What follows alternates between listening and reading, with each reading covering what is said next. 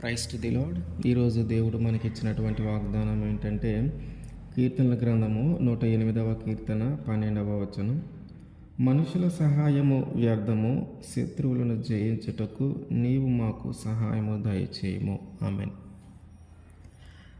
మన శక్తి సరిపోనప్పుడు, మన బలము సరిపోనప్పుడు, మన జ్ఞానము సరిపోనప్పుడు ఒక సమస్య నుంచి బయటికి రావటానికి, ఒక ప్రమాదము నుంచి బయటికి రావటానికి, ఒక అనారోగ్యకరమైన పరిస్థితి నుంచి బయటికి రావటానికి మనము మనుషుల సహాయము కోరుకుంటూ ఉంటాం.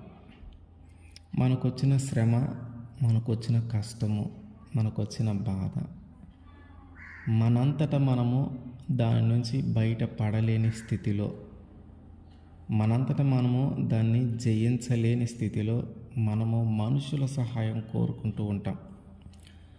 అయితే ఆ మనుషులు ఎవరు కూడా మనకి సహాయము చేయరు. ఒకవేళ చేసిన ఏదైనా స్వార్థముతోనే చేస్తారు. మనుషులు సహాయము చేయటం అనేది జరగదు. మనం ఎంత కష్టపడుతూ ఉన్నామో వాళ్ళు చూస్తూ ఉంటారు. మనం ఎంత బాధపడుతూ ఉన్నామో వాళ్ళ కళ్ళ ముందే బాధపడుతూ ఉంటాం. మనం అనుభవిస్తూ ఉన్న ప్రతి దానిని వాళ్ళు చూస్తూనే ఉంటారు, కానీ వాళ్ళకి సహాయము మాత్రము చేయటానికి మనసు రాదు.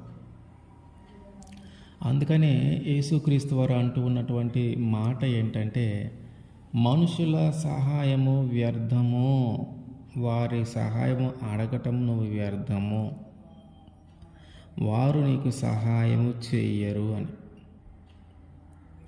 బేతస్తా కోనేరు దగ్గర వ్యాధి కలిగిన 38 సంవత్సరాల నుంచి వ్యాధి కలిగిన వ్యక్తి అక్కడికి వచ్చాడు. బహుకాలం ఉన్నాడంట అక్కడ. ఎందుకు వచ్చాడు? దేవతలు ఆ కోనేటిలోని నీటిని కదిలించినప్పుడు ఎవరైతే ముందుగా దిగుతారో వారికి ఎలాంటి రోగం ఉన్నా తొలగిపోతుంది, స్వస్థత పొందుకుంటారు. ఈ వ్యాధిగ్రస్తుడు వచ్చి తనంతట తాను కోనేటిలోకి దిగలేని పరిస్థితిలో వచ్చాడు. అంటే ఇప్పుడు అక్కడ ఉన్నటువంటి వ్యక్తి తనంతట తానుగా కోనేటిలోనికి దిగలేడు. అటువంటి వ్యాధి కలిగి ఉన్నాడు ఆయన. మరి ఎందుకు వచ్చాడు దిగలేనప్పుడు? అంటే మనుషులు సహాయం చేస్తారేమోనని వచ్చారు. అక్కడ ఆ కోనేటి దగ్గర ఉన్నటువంటి ఆ మనుషులు ఎవరో ఒకరు నాకు సహాయం చేయకపోతారా? ఎవరో ఒకరు నన్ను పట్టుకొని ఆ కోనేటిలో దించకపోతారా? నాకున్న రోగము పోకపోతుందా అనే ఆశతో వచ్చాడు. ఎన్ని సంవత్సరాలు గడుస్తూ ఉన్నా అతనికి మాత్రం ఎవరు సహాయం చేయట్లా. అతను పడే బాధ చూస్తూ ఉన్నారు. ఆ రోగంతో అతను పడుతున్న బాధను చూస్తూనే ఉన్నారు. అతను అక్కడికి వచ్చింది ఆ కోనేటికి దిగటానికే అని తెలుసు.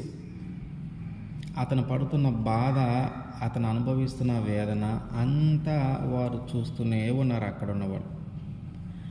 ఇతనంతటా ఇతను కోనేటిలోకి దిగలేడు అని కూడా వాళ్ళకి తెలుసు.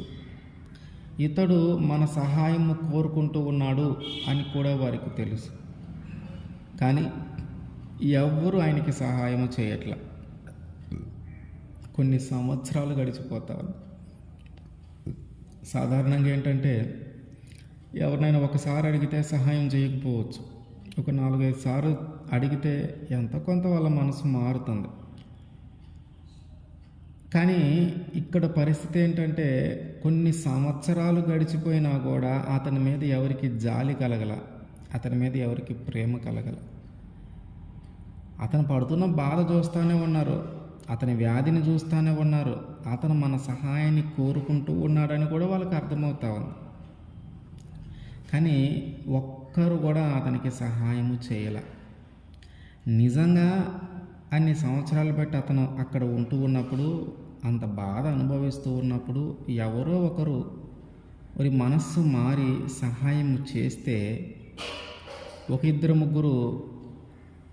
ముగ్గురు కలుపుకొని ఆ వ్యాధి గల వ్యక్తిని కోనేటిలోనికి తీసుకొని వెళ్ళటానికి సహాయం చేయాలి. అంటే అక్కడున్న వాళ్ళతో మాట్లాడి ఉండాలి. ఇతను చాలా సంవత్సరాలు బట్టి ఉంటూ ఉన్నాడు ఇక్కడే, తన అంతట తాను దిగలేకపోతా ఉన్నాడు, మనందరి సహాయం కోరుకుంటా ఉన్నాడు, కనుక మీరందరూ ఒకసారి ఆగండి. ఈసారి కానీ నీరు కదిలింపబడితే ఇతన్ని దించుదాం, ఇతనుకున్న రోగం పోతుంది. ఇతను ఇన్ని సంవత్సరాలు బట్టి ఇక్కడ ఎదురు చూస్తూ ఉన్నాడు, ఎవరు అతనికి సహాయం చేయట్లేదు. అక్కడున్న మనుషులు నాకు ఏదో ఒక సహాయం చేస్తారనే అతను వచ్చాడు, కానీ మనం ఎవరము ఆయనకి సహాయం చేయట్లేదు. ఇప్పటికే చాలా సంవత్సరాలు గడిచిపోయినాయి, కనుక ఇప్పటికైనా అతనికి మనం సహాయం చేద్దాం, అతని ఎడల కొంచెం జాలి చూపిద్దాం అని మాట్లాడుకొని ఆ నీళ్లు కదిలింపబడిన తర్వాత ఎవరు దిగకుండా చూసి అతన్ని పట్టుకొని అతనికి సహాయము చేస్తూ ఆ కోనేటిలోనికి దించి ఆ వ్యాధి నుంచి విడిపించబడి ఉండాలి. అట్లా జరిగి ఉండాలి. ఇన్ని సంవత్సరాలు బట్టి అక్కడ ఉన్నాడు కాబట్టి, ఇన్ని సంవత్సరాలు బట్టి అక్కడున్న మనుషులు అతని బాధను చూస్తూ ఉన్నారు కాబట్టి, ఎవరో ఒకరి హృదయం కదిలింపబడి వారి మనస్సు మార్చబడి అట్లాంటిది ఒకటి జరిగి ఉండాలి. కానీ యేసుక్రీస్తు వారు అతని దగ్గరకు వచ్చిన తర్వాత అతన్ని చూసి మాట్లాడుతూ ఉన్న మాట ఏంటంటే, అతడు బహుకాలము నుండి అక్కడ ఉన్నాడని ఆయన గుర్తించాడంట.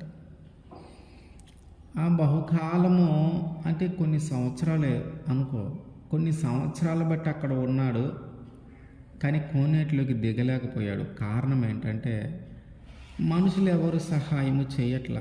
తనంతట తాను ఆ కోనేటిలోకి దిగలేడు గనుక మనుషులు ఎవరైనా సహాయము చేస్తారేమోనని వచ్చాడు. మనుషులు ఎవరైనా నన్ను పట్టుకొని కోనేటిలోకి దించుతారేమో అనుకున్నాడు, కానీ ఎవరు ఆయనకి సహాయము చేయట్లా. ఆయన బాధ చూడట్లేదా అంటే ఆయన బాధ చూస్తూ ఉన్నారు. ఆయన వ్యాధి కనిపించట్లేదంటే ఆయన వ్యాధి కనిపిస్తూ ఉంది. ఆయన సహాయం అడగట్లేదా అంటే ఆయన సహాయం అడుగుతూనే ఉన్నాడు, కానీ ఎవ్వరూ సహాయం చేయట్లేదు. అందుకనే యేసుక్రీస్తు వారు అంటూ ఉన్నటువంటి మాట ఏంటంటే, మనుషులను నమ్ముకొని వారి సహాయం కోసం ఎదురు చూడటం దండగా, అది వ్యర్థము. మరి ఎవరిని నమ్ముకోవాలంటే దేవుణ్ణి నమ్ముకోవాలి, యేసుక్రీస్తు వారిని నమ్ముకోవాలి. మనకి సహాయం చేయటానికి, మన పరిస్థితుల నుంచి మనల్ని విడిపించటానికి మనము మనుషుల మీద ఆధారపడకుండా యేసుక్రీస్తు వారి మీద ఆధారపడితే ఆ మనుషులు సహాయం చేయకపోవచ్చు, కానీ యేసుక్రీస్తు వారు ఖచ్చితంగా మనకి సహాయం చేస్తాడు. యేసుక్రీస్తు వారు ఆ కోనేటి దగ్గరికి వచ్చి అతన్ని చూసి బహుకాలం నుండి అక్కడే ఉన్నాడని గ్రహించి ఆయనతో మాట్లాడుతూ ఉన్నాడు. నీవు స్వస్థపడగోరుచున్నావా అని అడిగితే ఆయన అంటున్నాడయ్యా, నన్ను కోనేటిలో దించడానికి ఎవరు లేరు అని. యేసుక్రీస్తు వారు, ఇక నీ పరుపునెత్తుకొని నువ్వు నడిచి వెళ్ళు, నీ పరుపునెత్తుకొని నువ్వు వెళ్ళంటే ఆ మాట యొక్క ప్రభావముతోనే అతనిలో స్వస్థత కలిగింది. ఎన్నో సంవత్సరాలు బట్టి ఈ వ్యాధి నుంచి విడిపించటానికి మనుషులు సహాయం చేస్తారనుకున్నాడు. ఎవరో ఒకళ్ళు ఆ కోనేటిలో దించుతారని అనుకున్నాడు, కానీ ఎవరు సహాయం చేయలే. కానీ యేసుక్రీస్తు వారు సహాయం చేశారు. తన రోగము నుంచి తనల్ని విడిపించాడు, తన వ్యాధి నుంచి తనని విడిపించాడు, తన బాధ నుంచి తనని విడిపించాడు. కనుక మన శక్తి చాలనప్పుడు, మన బలము చాలనప్పుడు, మన జ్ఞానము చాలనప్పుడు ఇతర మనుష్యుల మీద మనము ఆధారపడుట కంటే, ఇతర మనుష్యుల యొక్క సహాయము మనము కోరుకొనుట కంటే యేసుక్రీస్తు వారి మీద ఆధారపడటము, యేసుక్రీస్తు వారి సహాయము కోరుకొనటము ఉత్తమము, మంచిది. ఎందుకంటే మనుషులు సహాయము వ్యర్థము. వాళ్ళు నీకు సహాయం చేయొచ్చు, చేయకపోవచ్చు. కానీ యేసుక్రీస్తు వారి విషయంలో అట్లా ఉండదు. సహాయం చేస్తాడో లేదో అనే అనుమానం ఉండదు. ఆయన ఖచ్చితంగా సహాయం చేస్తాడు. ఆయన ఖచ్చితంగా మన పరిస్థితుల నుంచి మనల్ని విడిపిస్తాడు. మనం ఆయన సహాయాన్ని కోరుకోవాలి. ఆమేన్.